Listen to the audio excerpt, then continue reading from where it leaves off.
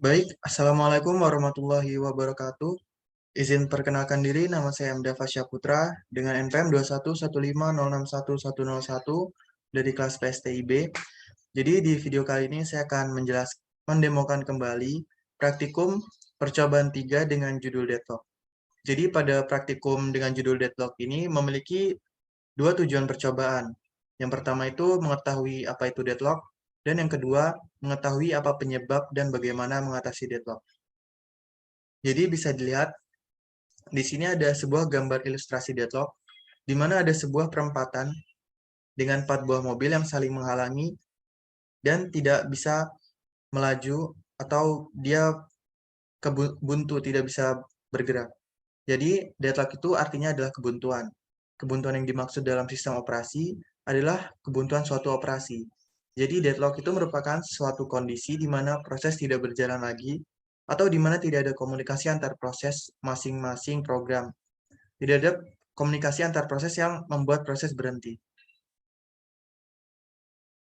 Nah, pada di sini ada dua jenis resource. Nah, resource itu ada preemptible, yaitu resource yang dapat diambil atau dilepas dari proses yang sedang memakainya tanpa memberi efek apapun pada proses tersebut. Dan yang kedua ada resource non-preemptible, adalah resource yang tidak dapat diambil dari proses yang sedang membawanya karena dapat menimbulkan kegagalan komputasi. Nah, resource jenis ini yang sering menyebabkan deadlock. Lalu untuk deadlock ini juga ada beberapa penyebabnya, di antaranya itu yang pertama ada mutual exclusion. Jadi cuma ada satu proses yang boleh memakai sumber daya, dan untuk proses lain itu harus nunggu hingga sumber daya yang dipakai itu dilepaskan.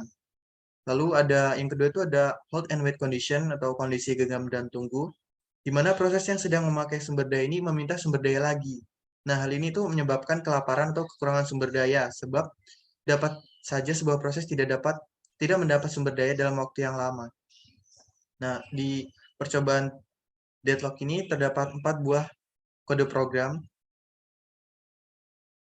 Nah, jadi untuk di sini saya sudah memasukkan ke 4 buah kode programnya. Ada P1, lalu ada P2, P3, dan P4. Sudah saya compile juga ke 4 kode program ini dan sudah saya load in memory. Nah, setelah di load in memory, kita masuk ke menu OS, simulatornya. Nah, setelah masuk ke menu OS simulator, kita harus mengatur dulu untuk dengan menggunakan round robin dan 10 ticks dengan kecepatan maksimal. Nah, di sini kita bisa melihat resource yang digunakan oleh proses. Jadi untuk percobaan pertama itu kita perlu memasukkan keempat buah kode program ini ke dalam ready queue.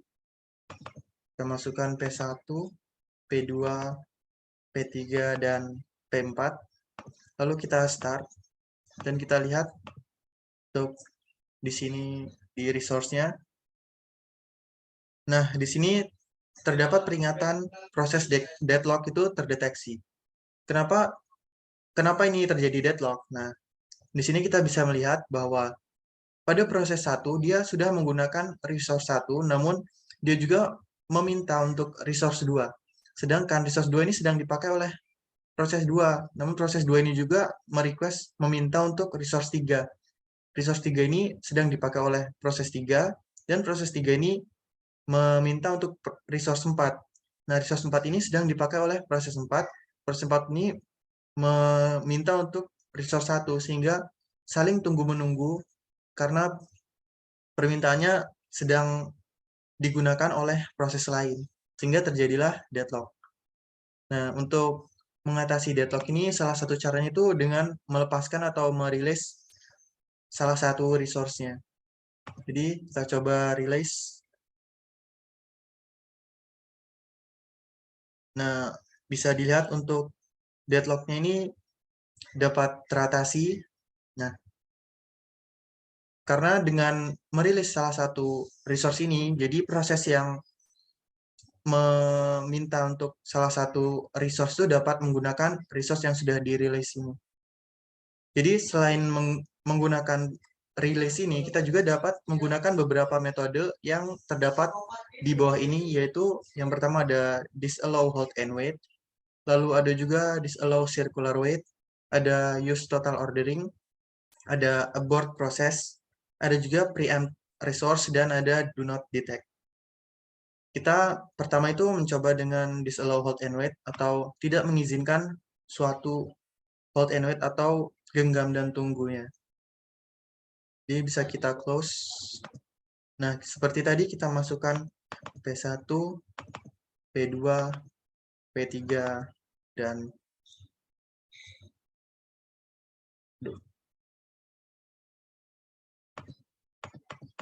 P1, P2, P3, dan P4. Nah, kita coba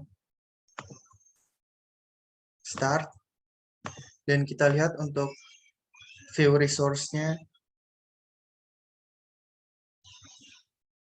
Tadi itu terdeteksi deadlock, namun karena kondisi hold and wait-nya tidak diizinkan, maka proses-proses ini tidak akan saling tunggu-menunggu, sehingga deadlock dapat dihindari. Jadi bisa dilihat tidak terjadi deadlock karena hold and wait condition-nya itu tidak diizinkan atau disallow hold and wait diaktifkan. Nah, yang kedua itu ada disallow circular wait. Kita mencoba untuk menggunakan disallow circular wait. Kita coba untuk P1, kita masukkan seperti tadi, P1, P2, P3, dan P4. Oke, sudah ya.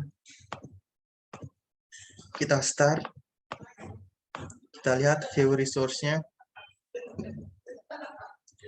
Nah, di sini terdapat peringatan lagi, sebuah proses deadlock-nya terdeteksi, karena meskipun kita tidak mengizinkan circular wait-nya, namun tetap ada suatu hold and wait condition, sehingga deadlock ini tetap terjadi. Nah, untuk disallow circular wait ini tidak dapat menghindari suatu proses deadlock. Baik, jadi selanjutnya kita akan menggunakan use total ordering. Dan sama seperti tadi, kita masukkan prosesnya satu persatu untuk proses 1, proses 2, proses 3, dan proses 4. Lalu kita start, dan kita lihat untuk resource-nya, apakah bisa untuk menghindari deadlock. Kita tunggu.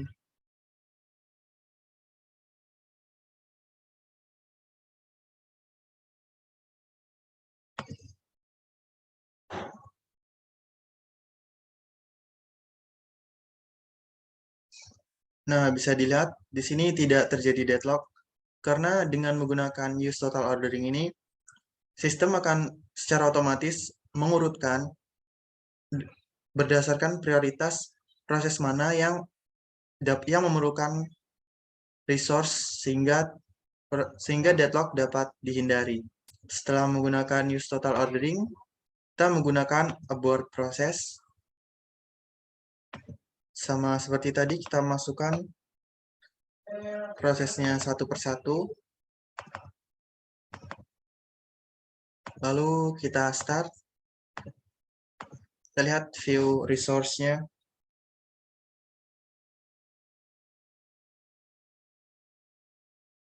Apakah akan terjadi deadlock?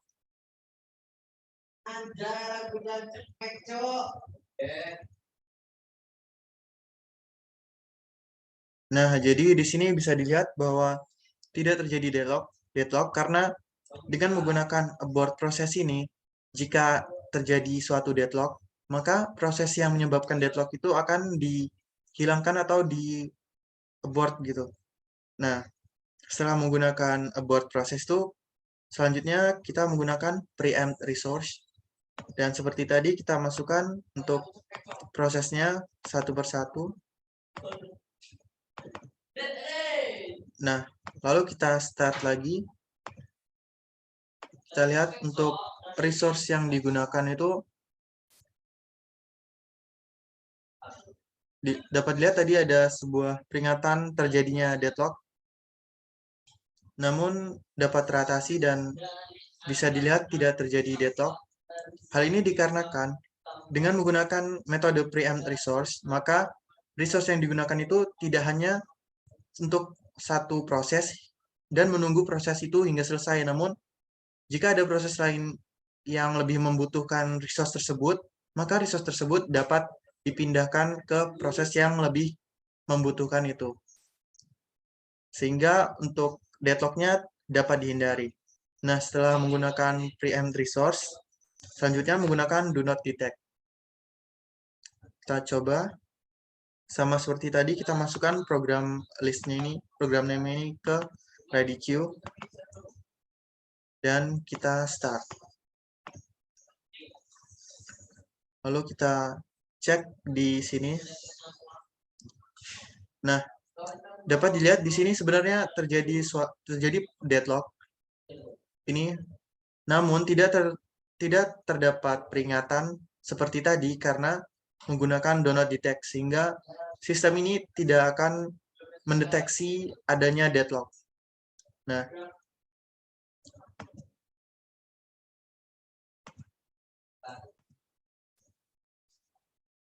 Nah, jadi berdasarkan percobaan yang sudah saya lakukan tadi, dapat disimpulkan bahwa dengan menggunakan disallow hold and wait, lalu ada disallow circular wait, use total ordering, abort process, preempt resource, dan do not detect.